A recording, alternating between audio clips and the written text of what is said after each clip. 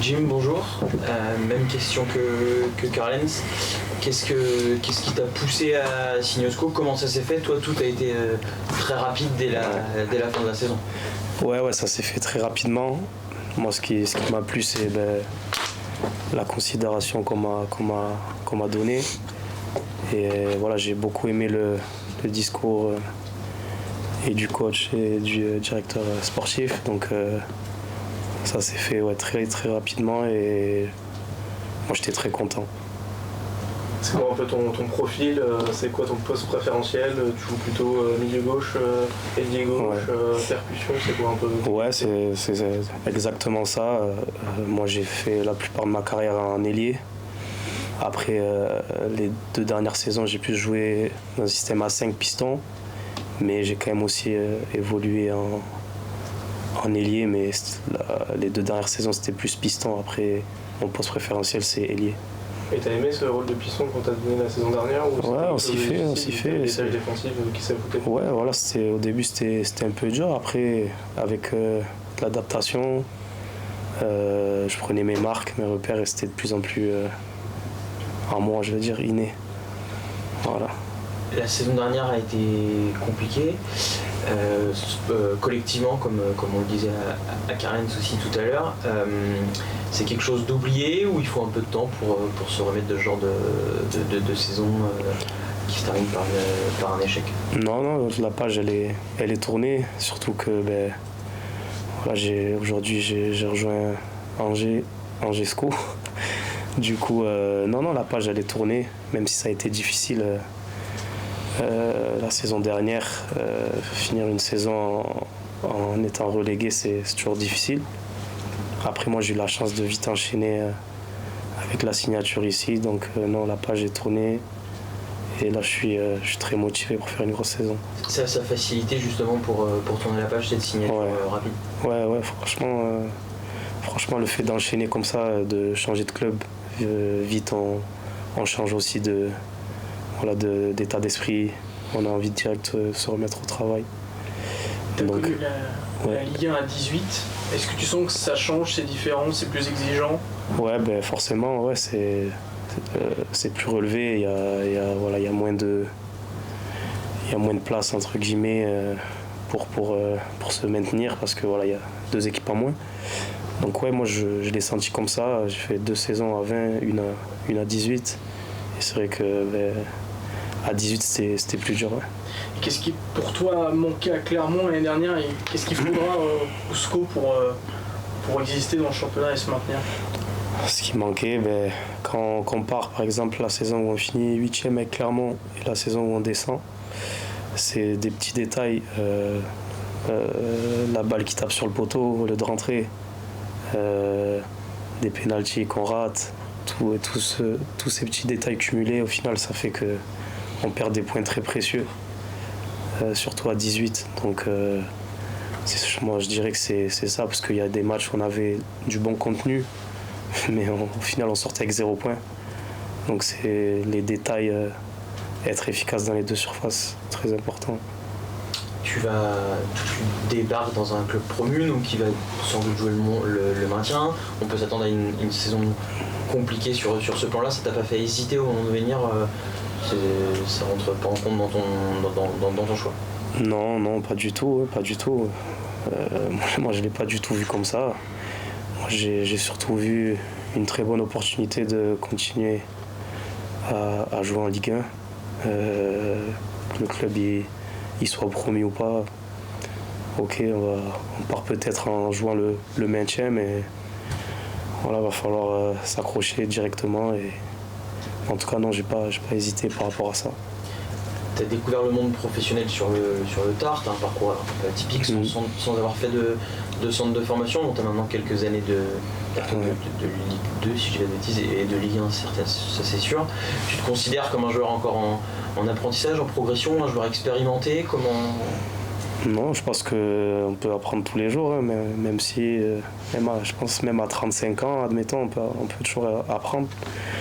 Donc non, moi j'essaie tout le temps de m'améliorer, quel que soit l'âge, le niveau. Je pense qu'on peut toujours faire mieux. Donc non, après oui, forcément là je sors de 3 saisons en Ligue 1, donc je connais quand même la Ligue 1. Donc ouais, j'ai de l'expérience par rapport à ça. Après, voilà, tout le temps en constante progression. Alex, tu peux nous parler un peu de Jim, qu'est-ce qui t'a plu, qu'est-ce qui te plaît chez ce joueur? Jim, déjà le parcours. Moi j'aime bien ce genre de parcours, parce que c'est quelqu'un qui a dû s'accrocher. Quand on sort sur le tard, qu'on n'a pas fait forcément les centres de formation, quand on n'a pas eu la voie classique, c'est toujours difficile. Donc ça, c'est preuve de caractère. Et puis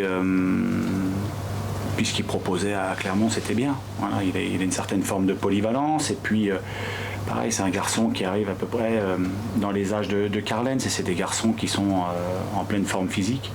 Et puis qui ont appris déjà beaucoup, qui ont déjà un bagage. Donc, avec ce qu'ils ont déjà appris avant, ce que nous, on va essayer de leur inculquer sur nos principes, sur nos idées de jeu.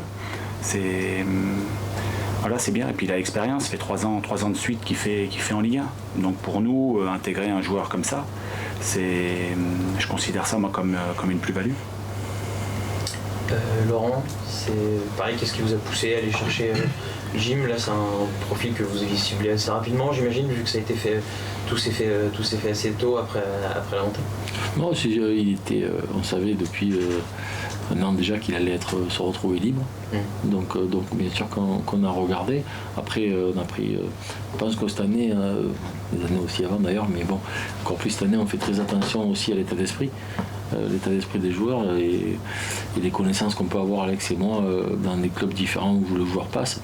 Bon, Jim, ça a été plus facile parce que moi je suis très proche avec Denis Bouanga, donc avec qui il évolue en sélection. Et bon, Denis m'a de suite dit que c'était quelqu'un de bien, et comme j'ai beaucoup confiance en Denis. Et après, au niveau sportif, quand ça a coché la case pour le coach, ben voilà, on n'a pas perdu beaucoup de temps. Voilà, c'est un garçon qui est un battant, un combattant, comme a dit Alex, puisqu'il sort d'un parcours atypique, on va dire. Et c'est vrai que moi aussi, j'aime bien les profils comme ça. Tu dis qu'on fait attention à l'état d'esprit. La saison de Ligue 1 il y a 2 ans, même si elle a un peu été effacée dans les têtes par rapport à cette belle saison dernière, elle est toujours là. Vous repensez toujours à ce qui s'est passé pour ne pas faire certaines erreurs qui ont été commises à ce moment-là? Non, dans la vie, je pense que les choses qui n'ont pas marché, il faut s'en servir et il faut surtout pas les oublier, parce que si tu oublies, c'est pas bon. Donc oui, on va essayer de faire les choses le mieux possible. On avait déjà essayé de les faire le mieux possible il y a 2 ans, comme ça s'est pas très bien passé. On va essayer de faire mieux cette année, voilà, avec une complicité avec mon coach, voilà, mon président, et je pense que c'est la base d'un réel bon travail et d'un gage en tout cas de mettre toutes les chances de notre côté, parce que bien entendu on n'est ni Alex ni moi dupes du chantier qui nous attend, hein. Donc on sait très bien qu'on est déjà classé 18e. Bon, c'est comme ça, on va essayer de déjouer pas mal de pronostics, voilà. Question un peu différente, pas forcément sur les recrues, les internationaux, ils sont demain, les 3 derniers, il en manque 3, c'est ça encore? Ils sont Yaya, il y a Omar aussi, il y a Cédric et il y a Justin. Donc demain, ok. Il y a 2 absents, enfin qui sont en marge du groupe, Zinedine Oulraled et Imad Abdelli. C'est quoi? C'est une blessure? Ils sont protégés en vue d'un éventuel départ, notamment je pense à Imad peut-être qui est dans ce cas-là. Est-ce que vous pouvez nous en dire un peu plus? Oui, bien sûr. Non, Ziné, il consolide sa fracture qu'il a eue en fin de saison dernière. Il lui reste, je crois, 1 semaine, c'est ça? Une fracture au niveau du pied, ouais. Et il s'est accroché comme un fou pour jouer les derniers matchs. Et le dernier, il a vraiment pas pu, mais sinon il s'est accroché beaucoup. Il n'y avait pas... Voilà, donc là il se repose et puis il consolide tout ça très très bien, et là on est à quelques jours de sa reprise. Lundi, je crois. Donc on fait très très attention à lui, mais il a été remarquable. Voilà, dans cette fin de saison, on avait besoin de lui et vraiment il nous a beaucoup aidé. Il a été très très loin parce que c'était très douloureux pour lui. Mais ça a une reprise en marge du groupe dans un premier temps. Enfin, il réintégrera le groupe directement ou ce sera quand même non, forcément, là, il va avoir une partie réathlétisation. Ouais. on essaiera d'aller assez rapidement, mais il faudra qu'il passe par une phase de réathlétisation. Là, on a déjà bien travaillé. Quand on voit déjà ce qu'on fait en 3 jours, il va rattraper petit à petit. Mais là, il est au bout de son indisponibilité. Ouais. Et Imad revenu avec fini d'abord par revenu, je me suis mal exprimé, fini la saison avec une petite douleur au genou. Devait faire des examens, il les a fait avant-hier je crois, et donc il sera apte à reprendre le terrain pour le stage. Ouais. Donc c'est pareil, lui il faut pas qu'on... Voilà, c'est le genou, là, des douleurs en fin de saison. Il a bien bossé pendant les vacances, bossé peut-être même plus que d'habitude. Même plus que d'habitude, donc il a mal au genou, donc on fait attention à lui. C'est pas du tout une protection en vue d'un éventuel, d'un potentiel... Non. Vous en êtes par rapport à lui, pour y avoir une offre de prolongation, comment... Bon écoute, on en est comme tout le football français aujourd'hui, hein. Parce qu'il ne faut pas se voiler la face, hein. Dans l'attente de savoir ce qui va se passer avec les fameux droits télé.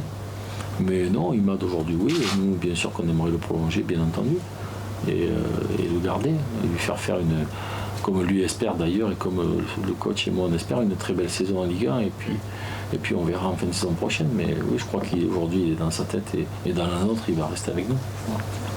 Mais oui, ça passe, s'il reste, ça passe forcément par une prolongation de contrat. On aimerait bien, oui, bien sûr, mettre une année supplémentaire, mais il n'y a rien d'obligatoire. Donc, ce qu'on veut avec Alex, c'est avoir des bons joueurs motivés et une belle équipe. Mais en tout cas, il faut protéger aussi le club. Donc, ça, ce sera qu'une fois que la question des droits télé sera... Pour une fois, il n'y a pas que nous. Donc on est nombreux à se poser la même question. Oui, c'est sûr qu'on ne va pas dire que ça facilite mon travail, mais en tout cas, on a déjà réussi, nous, avec le président et le coach, à faire venir 3 joueurs qu'on voulait, qu'on désirait. Donc c'est déjà quand même quelque chose de bien quand je vois aujourd'hui l'état de ce qui se passe. Donc voilà, on est confiant, on est motivé, moi en tout cas je suis super heureux d'être là avec mon groupe, d'avoir repris le travail et d'attendre avec impatience, avec beaucoup de joie, ces premiers matchs en Ligue 1 en tout cas, avec le SCO. Et la suite du mercato, tu parlais d'au moins 3 recrues ou moins 3 recrues, je ne sais pas exactement quel terme tu as employé la semaine dernière, mais c'est pareil, ce sera qu'une fois que les droits télé seront... Oh, on continue quand même à beaucoup travailler. Hein, mais est-ce que ça a refermé des dossiers? Non. Parce que, non, on ne ferme pas des dossiers, par contre on est vigilant sur ce qui se passe et bien entendu, quand tu dois faire une équipe, il faut avoir les 2 ingrédients, le côté sportif c'est pour Alex, le côté financier c'est pour mon patron, donc aujourd'hui voilà, on ne sait pas exactement le budget qu'on va avoir, mais il n'y a pas que nous. Mais malgré ça, ça ne nous empêche pas. Voilà, Alex doit passer un coup de fil ce soir pour parler avec quelqu'un. Ouais, c'est comme ça, on continue, mais on garde la forme.